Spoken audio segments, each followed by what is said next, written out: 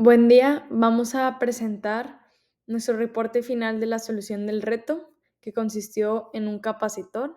El equipo está conformado por su servidora Ángela Leang, Rasmus Cerrada, Carlos Encalada y David Aldape. Y la materia es Análisis de sistemas eléctricos en sistemas ingenieriles, impartido por Jonathan Loredo. Los contenidos que se van a abordar dentro de esta presentación es de primera mano la introducción y descripción del reto, el marco teórico, la propuesta de solución con metodología, pruebas y resultados principales y, por último, las conclusiones. El problema surge a partir de la contaminación que es generada por los vehículos que usan combustión interna, como gasolina o biodiesel. Estos gastan más gasolina y tienen un impacto negativo en el medio ambiente. En respuesta a esta problemática emergen los autos híbridos o los autos eléctricos. Sin embargo, todavía la gestión de estos productos siguen siendo complicadas y muy costosas. Para esto se propuso el diseño y creación de un capacitor casero como alternativa sustentable y mucho más accesible ante esta problemática como fuente de energía. Un capacitor es un dispositivo que almacena energía en forma de campo eléctrico. Este dispositivo está conformado por dos placas, las cuales se separan por un aislante. Este puede ser un vacío o literalmente un material aislante. Cada placa acumula carga eléctrica de signo opuesto pero misma magnitud. Esto es lo que le permite que el capacitor tenga un voltaje específico a través de sus placas. Las ecuaciones utilizadas para un capacitor son la ecuación de capacitancia, que es la capacitancia que es igual a la carga por la diferencia del potencial. Luego es la ecuación del campo eléctrico, que es igual al potencial por la distancia. Y la ecuación de energía almacenada en un capacitor, que es igual a un medio de la capacitancia por voltaje al cuadrado. La constante de tiempo describe la velocidad con la cual el circuito responde a cambios en el voltaje y llega aproximadamente a un 63.2 de su valor máximo. Esta constante se define como el producto de la resistencia y la capacitancia del circuito.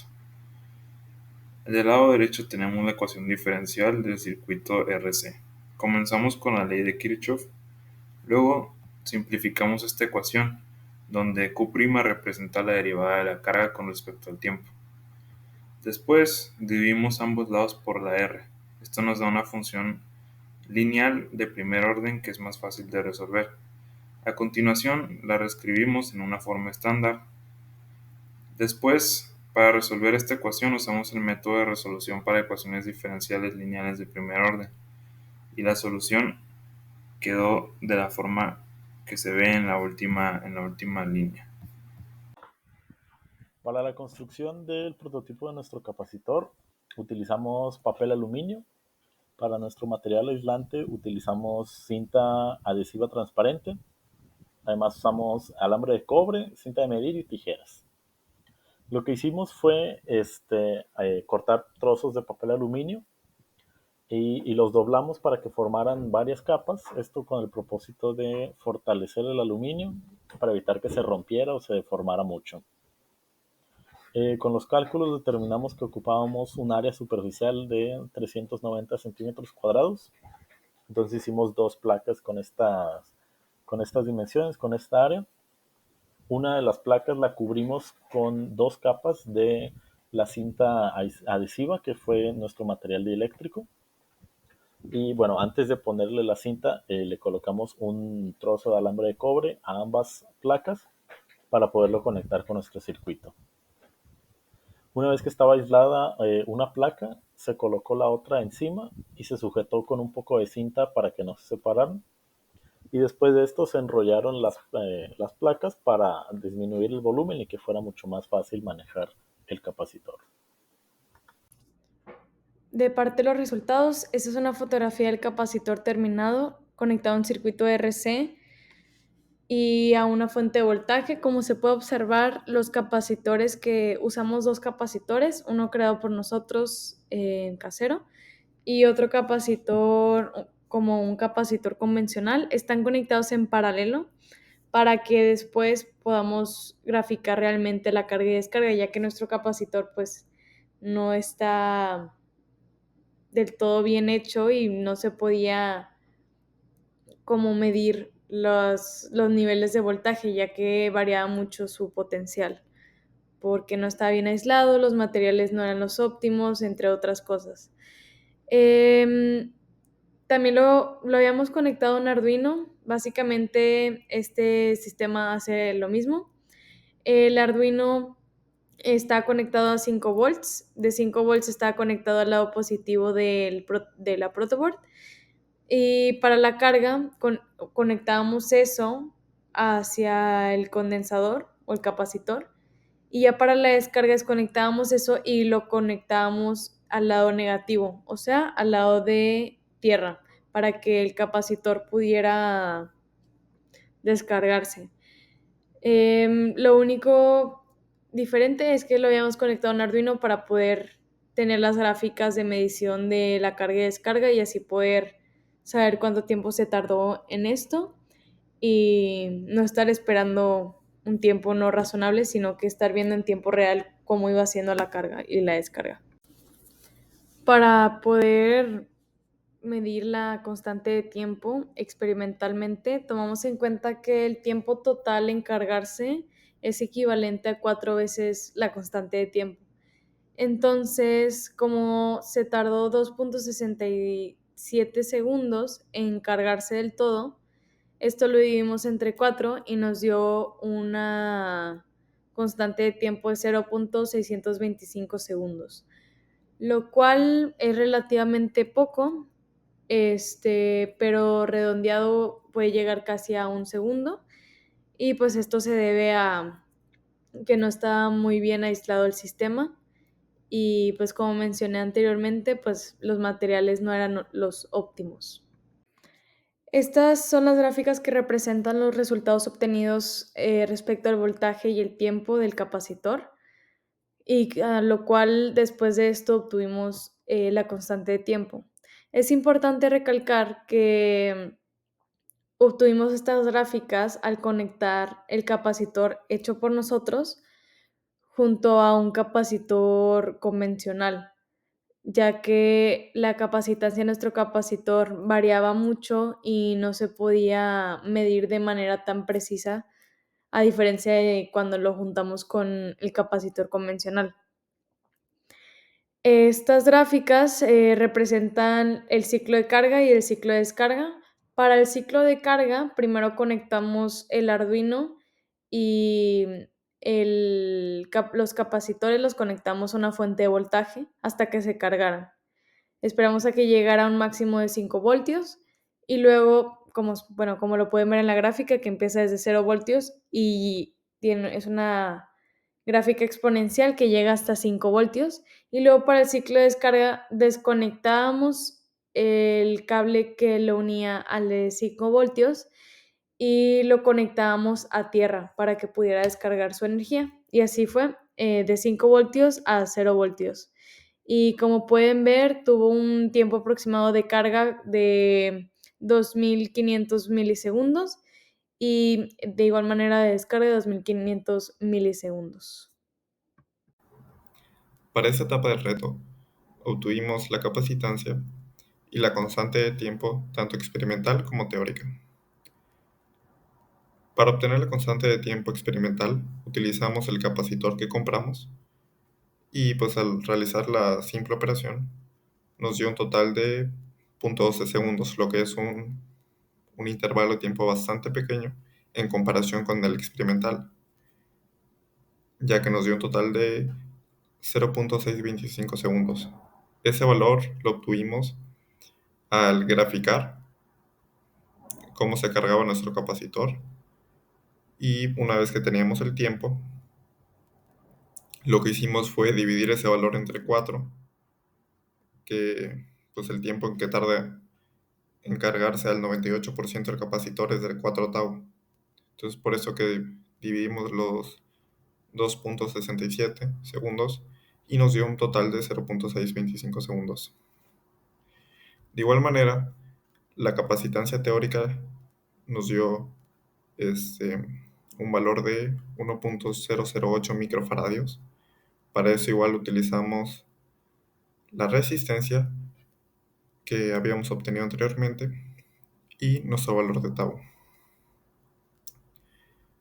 Comparándolo con el valor de la capacitancia experimental que obtuvimos, podemos ver que es prácticamente la mitad, nos dio 0.625 microfaradios, por lo que llegamos a la conclusión de que nuestro capacitor casero tenía alguna cierta pérdida de energía o algo así, que no llegaba a alcanzar, digamos, el valor esperado en cuanto a la energía que podía guardar, y de igual manera pues tardaba bastante más en cargarse de lo que supuestamente debería tardar.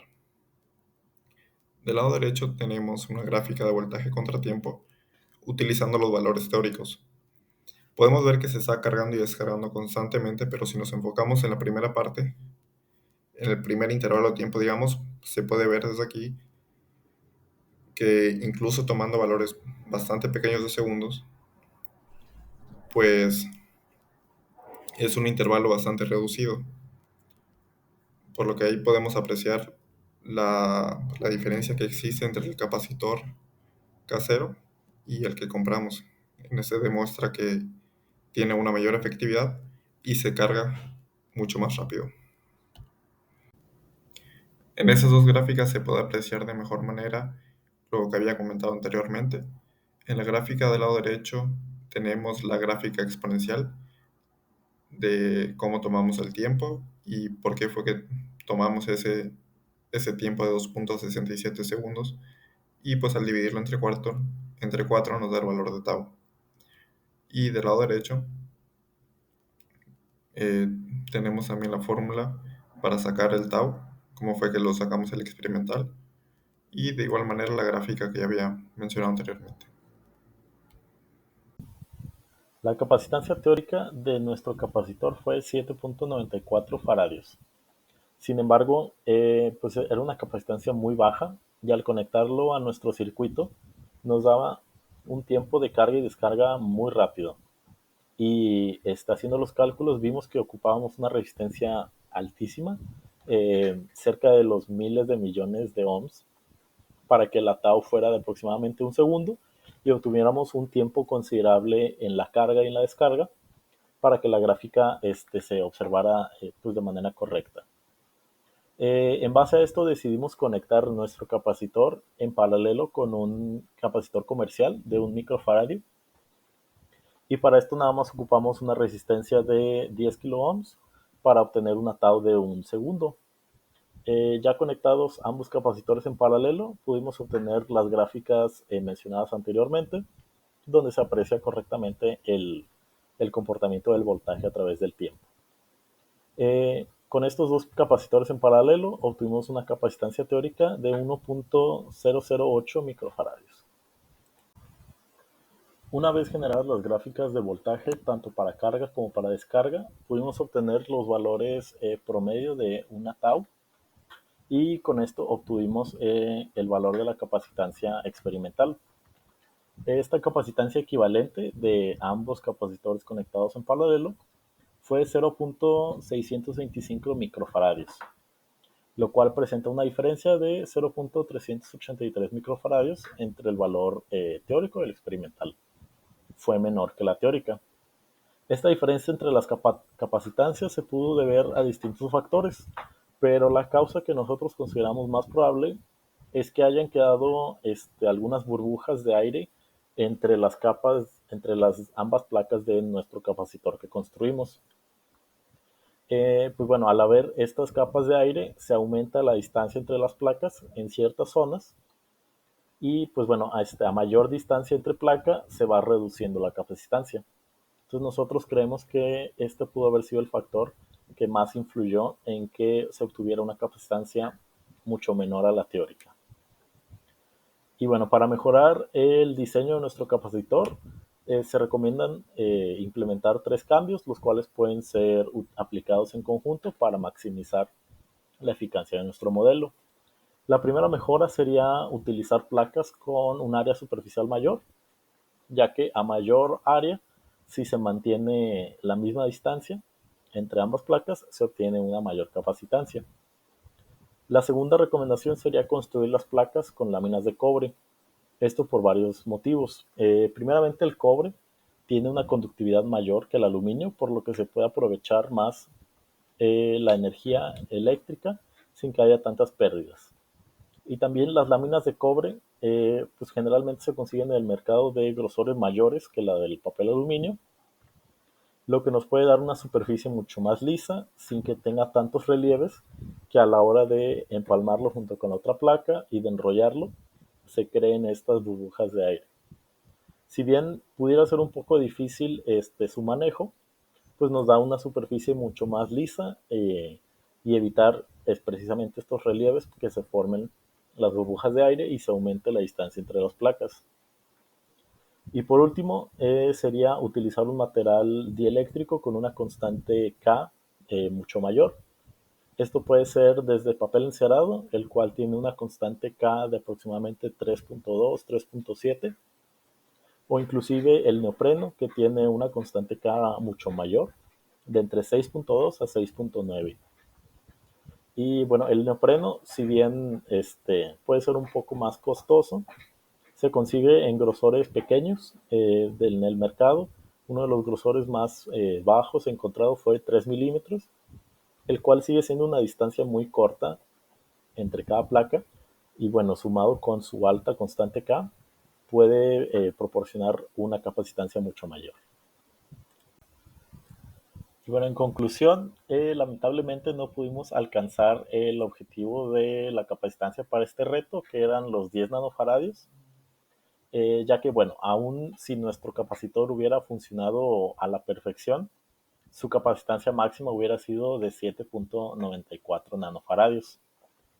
Para poder alcanzar el objetivo, asumiendo que no se cambiaran los materiales de construcción, se pudieran utilizar placas igualmente de papel aluminio con un área superficial de 736.57 centímetros cuadrados, que es aproximadamente el doble, un poco menos del doble de lo que utilizamos para nuestro capacitor.